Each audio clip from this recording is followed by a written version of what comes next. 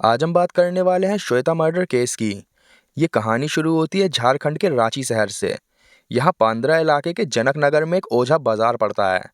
यहीं ओझा मार्केट की एक सकरी सी गली में एक आम सा घर पड़ता था, जिसमें एक माँ अपने दो पढ़ने वाले बच्चों के साथ रहती थी। उसका पति देश से दूर आबू धाबी में रहता था और वहीं पे काम करता था। 18 जून 2022 की सुबह गली से एक आदमी गुजर रहा था। तभी वो अचानक से रुक गया। उसकी नज़र उस घर के मेन दरवाजे पर पड़ी। दरवाज़ा बंद था, लेकिन दरवाजे के नीचे से खून बह रहा था। पहले तो उसे लगा शायद किसी जानवर का खून होगा, पर जैसे ही वो थोड़ा झुककर ध्यान से देखने लगा, उसके चेहरे का रंग बदल गया। ये खून ताज़ा था और बहुत ज़्यादा था। दरवाजे के आसपास कोई जानवर नहीं था। ये देखकर वो आदमी बहुत घबरा गया। फिर उसने बिना वक्त गवाए खिड़की से झांकने की कोशिश करी। अंदर घुप अंधेरा था, ना कोई आवाज़, ना कोई हलचल। उसने घबराकर आसपास के लोगों को बुलाया। यहाँ कुछ गड़बड़ है, दरवाजे के नीचे से ढेर सारा खून बह रहा है। धीरे धीरे गली में भीड़ इकट्ठा होने लगी। कोई दरवाज़ा खटखटा रहा था, कोई जोर से आवाज़ लगा रहा था, पर अंदर से एक भी जवाब नहीं आ रहा था। हर गुजरते हुए लम्हे के साथ लोगों के मन में एक ही बात पक्की हो गई, अंदर कुछ बहुत गलत हुआ है। आखिरकार पुलिस को कॉल किया गया। कुछ ही देर में रांची पुलिस मौके पर पहुंच गई। जब पुलिस ने दरवाजे के नीचे से बहते हुए खून को देखा, तो पुलिस ने दरवाज़ा तोड़ने का फैसला किया। पुलिस ने लोगों की मदद से दरवाज़ा तोड़ना शुरू किया और कुछ ही देर की मशक्कत के बाद दरवाज़ा खुल भी गया। अंदर का नज़ारा देखकर वहां मौजूद हर इंसान सन्न रह गया। दरवाजे के बिल्कुल पास घर की मालकिन चंदा देवी जमीन पर पड़ी हुई थी। उम्र लगभग 40 साल, पूरा शरीर खून से भीगा हुआ, हालत बेहद गंभीर, लेकिन अभी सांसें चल रही थीं। पुलिस ने एक भी सेकंड बर्बाद नहीं किया। चंदा देवी को तुरंत Rajendra institute of medical science RIMS भेजा गया। पुलिस को आगे जाने पर घर की सीढ़ियों के पास एक लड़का मिला। वो पूरा खून में लथपथ पड़ा था। वो प्रवीण कुमार उर्फ ओम था, चंदा देवी का छोटा बेटा। उसकी उम्र लगभग 14 से 15 साल थी और वो कक्षा 9वीं का छात्र था। बदकिस्मती से वो खून बहने से मर चुका था। उसकी लाश जिस तरह पड़ी थी, उसे देखकर लग रहा था जैसे वो किसी को बचाने या भागने की कोशिश कर रहा था। फिर जब पुलिस ऊपर के कमरे की तरफ बढ़ी, तो वहां उन्हें घर की बेटी श्वेता सिंह की लाश मिली। उसकी उम्र लगभग 16 से 17 साल थी और वो कक्षा 12वीं की छात्रा थी। उसकी लाश की हालत अपने आप में ही कई सवाल खड़े कर रही थी। श्वेता के शव पे कपड़े नहीं थे और लाश पूरी खून में लथपथ पड़ी थी। एक ही घर के अंदर 3 हत्याएं। शवों की हालत अपने आप में कई सवाल खड़े कर रही थी, लेकिन जवाब देने वाला कोई नहीं था। पुलिस जैसे ही चंदा देवी को लेकर हॉस्पिटल पहुंची, डॉक्टर्स ने उन्हें बिना वक्त गवाए एडमिट कर लिया। डॉक्टर्स का कहना था कि खून बहुत बह चुका है और उसकी जिंदगी खतरे में है। इधर पुलिस की एक टीम ने पूरा घर सील कर दिया और जनक नगर की उस गली के दोनों तरफ पुलिस ने बैरिकेडिंग कर दी। किसी को भी घर के पास जाने की इजाजत नहीं थी। पुलिस ने अब फॉरेंसिक टीम को बुलाया। थोड़ी ही देर में फॉरेंसिक टीम पहुंच गई और फॉरेंसिक टीम के ऑफिसर्स घर की जांच करने में जुट गए। उन्होंने बिना कुछ छेड़े घर की एक एक जगह को देखना शुरू किया। किचन के पास जहां चंदा देवी गिरी हुई मिली थी, वहां जमीन पर एक चाकू पड़ा हुआ था। चाकू पर ताज़ा खून लगा हुआ था।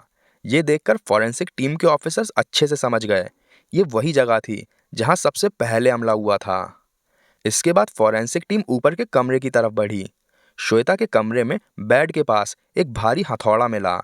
हथौड़ा पूरी तरह से खून से लथपथ पड़ा था। यहीं पर एक बात साफ हो गई, घर के अंदर दो अलग अलग हथियार इस्तेमाल हुए थे। इसके बाद पुलिस ने प्रवीण और श्वेता दोनों के शवों को पोस्टमार्टम के लिए भेज दिया। डॉक्टर्स और फॉरेंसिक टीम ने सबूतों को ध्यान से देखा और धीरे धीरे एक शुरुआती एंगल सामने आने लगा। फॉरेंसिक टीम इस नतीजे पर पहुंची कि शायद कातिल के अंदर पूरे परिवार के लिए बहुत ज्यादा गुस्सा भरा हुआ था। सबसे पहले गुस्सा चंदा देवी पर निकाला गया। उनके शरीर पर चाकू के अनगिनत वारों के निशान थे। ज्यादातर वार सीधा जान लेने के इरादे से किए गए लगते थे। इसके बाद कातिल ने हथौड़ा उठाया। प्रवीण और श्वेता दोनों के सर पर हथौड़े से अनेकों बार वार किया गया। इससे ये बात और पक्की हो गई कि पहले चाकू चला और बाद में हथौड़ा। इतनी निर्दयी हत्या को देखकर पुलिस ने यह सोचा कि यह सिर्फ गुस्सा नहीं हो सकता, यह किसी गहरी नफरत या पुरानी रंजिश का नतीजा लग रहा था। अगर ऐसा था तो कातिल जरूर जबरन घर के अंदर घुसा होगा। वरना ऐसे रंजिश वाले शख्स को कोई जानबूझकर घर के अंदर भला क्यों घुसेड़ेगा। इसी सोच के साथ घर के हर दरवाजे और हर खिड़की को चेक किया गया। घर के पिछले हिस्से में एक जगह ऐसी थी जहां से छुपके से पिछली गली से सीधा छत से अंदर आया जा सकता था। लेकिन हैरानी की बात यह थी कि वहां पर भी कहीं पे जबरदस्ती घुसने के निशान नहीं मिले।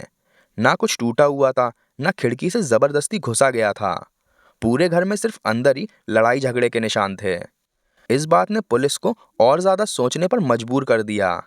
एक और बात थी जो पुलिस को परेशान कर रही थी। श्वेता की लाश नग्न अवस्था में मिली थी। इससे पुलिस ने एक अंदाजा ये लगाया कि शायद उसकी हत्या से पहले उसके साथ बलात्कार किया गया हो।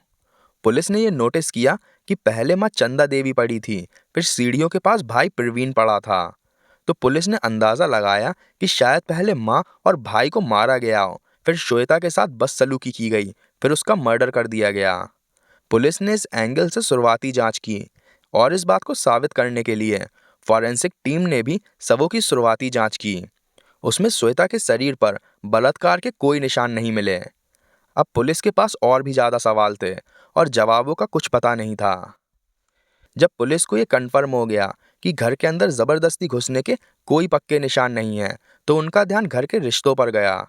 सबसे पहले पुलिस ने आबू धाबी में रह रहे श्वेता के पिता संजीव कुमार से संपर्क किया।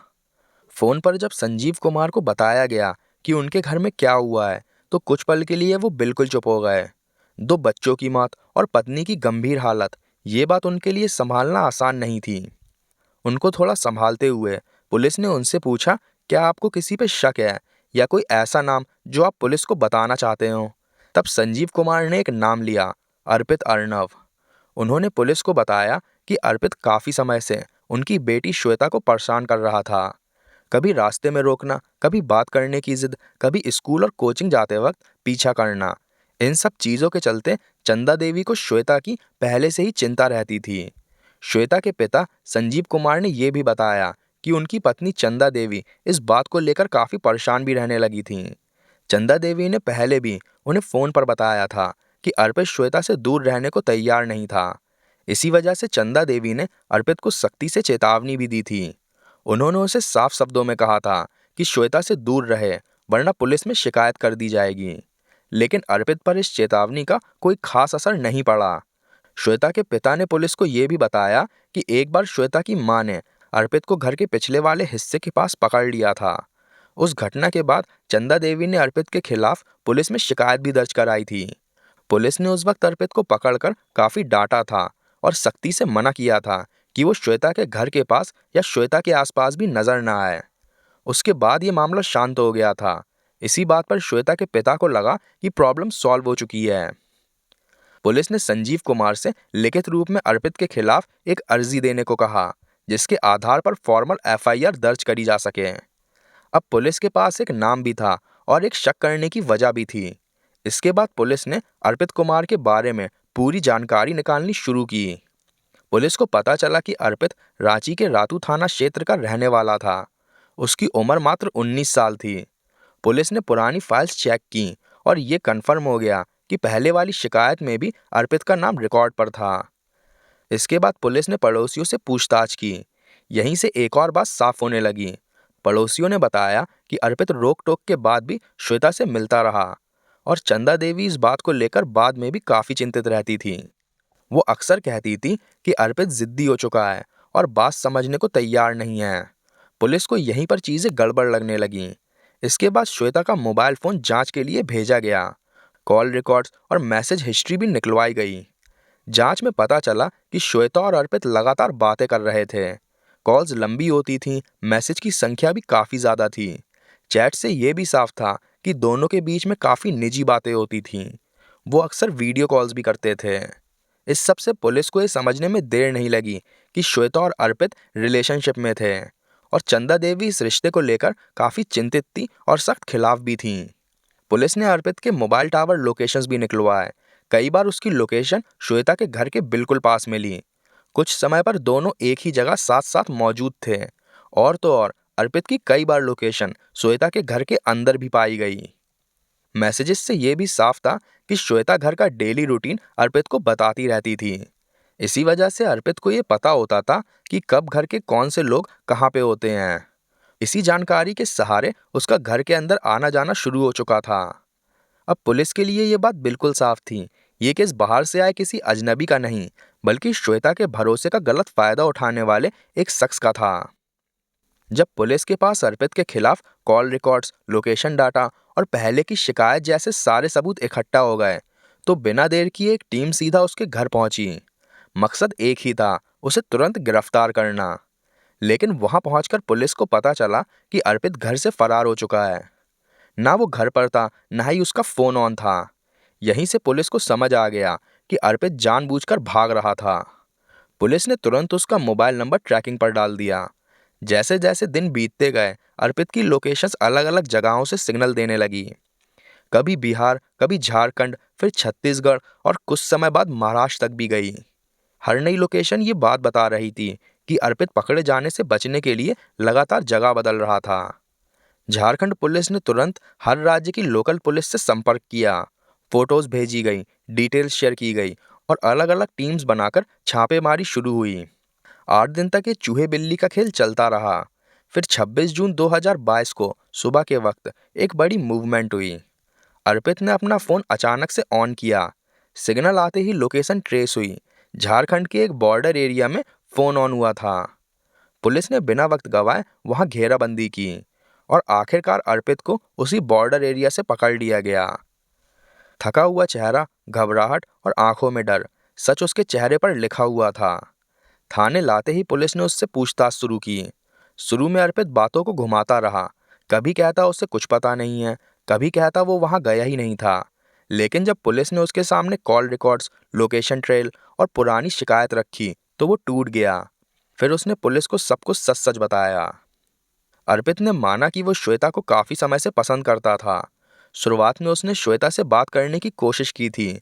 स्कूल और कोचिंग के आसपास वो मौके ढूंढता था। पहले श्वेता इस सबसे परेशान थी, लेकिन धीरे धीरे दोनों के बीच बातचीत बढ़ने लगी। फिर दोस्ती हो गई। ये दोस्ती समय के साथ एक गहरे रिश्ते में बदल गई। लेकिन श्वेता की माँ चंदा देवी इस रिश्ते के सख्त खिलाफ थीं। उनका मानना था कि श्वेता अभी नाबालिग है और पढ़ाई उसकी जिंदगी की प्रायोरिटी होनी चाहिए और ये सब उसके फ्यूचर के लिए ठीक नहीं है। इसी बात को लेकर घर में काफी तनाव रहने लगा। कुछ समय बाद अर्पित का रात के वक्त घर के पिछले वाले हिस्से से आना जाना शुरू हो गया। श्वेता की बताई हुई डिटेल्स की मदद से अर्पित रात को और कभी कभी दिन में भी श्वेता के घर में आता। दोनों श्वेता के कमरे में शारीरिक संबंध बनाते। फिर अर्पित मौका देखकर घर से बाहर भाग जाता। घर में ये सब चल रहा है, इस बात का अंदाजा काफी वक्त तक चंदा देवी को बिल्कुल भी नहीं लगा।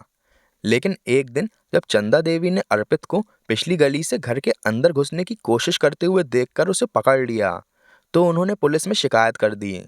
उस वक्त अर्पित को सिर्फ वार्निंग देकर छोड़ दिया गया, लेकिन इसी बात ने उसके मन में चंदा देवी के खिलाफ गहरा गुस्सा भर दिया।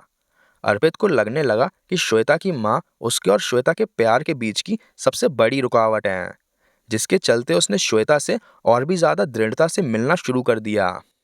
फिर 18 जून 2022 की रात 2 से 3 बजे के आसपास अर्पित और श्वेता रसोई में शारीरिक संबंध बना रहे थे। तभी चंदा देवी पानी पीने के लिए रसोई में जाती हैं, जहां वो श्वेता को नग्न अवस्था में शारीरिक संबंध बनाते हुए देख लेती हैं। इसके बाद उनका गुस्सा 7वें आसमान पर होता है। वो अर्पित को जोरों से डांटना और थप्पड़ों से पीटना शुरू कर देती हैं। अर्पित को भागने का मौका नहीं मिलता और अपनी माँ को देखकर श्वेता भी घबरा कर अपने कमरे में भाग जाती है। इधर अर्पित गुस्से में किचन की स्लैब में पड़े एक चाकू से चंदा देवी पर हमला कर देता है। अर्पित चाकू से तब तक वार करता है जब तक श्वेता की माँ बेसुध नहीं हो जाती। माँ की चीखें सुनकर श्वेता का छोटा भाई प्रवीण माँ को बचाने के लिए सीढ़ियों से भागता हुआ नीचे आता है, तो अर्पित किचन के फर्श पर पड़े हथौड़ों से प्रवीण पर हमला कर देता है। वो प्रवीण पर हथौड़े से तब तक वार करता है जब तक प्रवीण की सांसें रुक नहीं जाती। इतना शोरगुल सुनकर श्वेता कमरे से बाहर आती है और जो नज़ारा उसे देखने को मिलता है वो उसके लिए संभालना मुमकिन नहीं था। श्वेता अर्पित को अपने छोटे भाई पर हथौड़े से वार करते हुए पाती है, जिससे वो सदमे में आ जाती है। अब श्वेता ने अर्पित को अपने माँ और भाई को मारते हुए देख लिया था, तो अर्पित को लगा कि वो इसके खिलाफ गवाह बन सकती है। फिर इसी सोच में अर्पित ने श्वेता पर भी हमला कर दिया। और उसको हथौड़े से तब तक मारा जब तक उसकी जान नहीं चली गई। जांच के दौरान जब चंदा देवी की मेडिकल इंजरी रिपोर्ट आई तो पुलिस को पता चला कि उनके शरीर पर घावों का पैटर्न, जगह और गहराई अर्पित के बयान से मेल खा रही थी। इसके बाद श्वेता और प्रवीण की पोस्टमार्टम रिपोर्ट्स चेक की गईं। पोस्टमार्टम रिपोर्ट में लिखी चोटों का तरीका, उनके वार के निशान और जानलेवा चोटें बिल्कुल वही थीं जो अर्पित ने पूछताछ के दौरान बताई थी। सबसे महत्वपूर्ण बात ये थी कि पोस्टमार्टम में मौत का समय रात के 2 से 3 बजे के बीच का लिखा गया था। ये टाइमिंग भी अर्पित के बयान से मेल खा रही थी। इसके बाद पुलिस ने क्राइम सीन रिकंस्ट्रक्शन करवाया। अर्पित को घर पर ले जाकर ये दिखाने को कहा गया कि वो एग्जैक्टली कैसे घर के अंदर घुसा, किस जगह से आया और कौन से रास्ते से भागा। रिकंस्ट्रक्शन के दौरान उसका बयान घर के लेआउट, खून के छींटे और एंट्री पॉइंट से मेल खा रहा था। जब सारे सबूत एक जगह इकट्ठा हो गए तो पुलिस ने उसके खिलाफ चार्जशीट फाइल कर दी। फिर इस केस को कोर्ट में पेश किया गया। कोर्ट में अर्पित पर आईपीसी की धारा 302 हत्या, 307 हत्या की कोशिश, 449 घर में जबरन घुसना और नाबालिग लड़की के साथ शारीरिक संबंध बनाने से जुड़ी धाराएं लगाई गईं। सभी सबूतों को देखने के बाद कोर्ट ने अर्पित को सभी आरोपों में दोषी पाया। अंत में कोर्ट ने 31 जनवरी 2024 को अर्पित अर्नब को फांसी की सजा सुनाई। रही बात श्वेता की मां चंदा देवी की, तो किस्मत से वो जिंदा बच गईं। तो दोस्तों, इस घटना को बताने का मकसद किसी को तकलीफ पहुंचाना नहीं, बल्कि आप सबको सावधान करना है ताकि आपके साथ या आपके किसी करीबी के साथ कभी भी ऐसा कुछ ना हो। आपके क्या विचार हैं इस केस के बारे में हमें कमेंट करके बताइए। अगर आपको हमारी ये मेहनत पसंद आई हो तो वीडियो को लाइक करिए, शेयर करिए और चैनल को सब्सक्राइब करना ना भूलिए। धन्यवाद।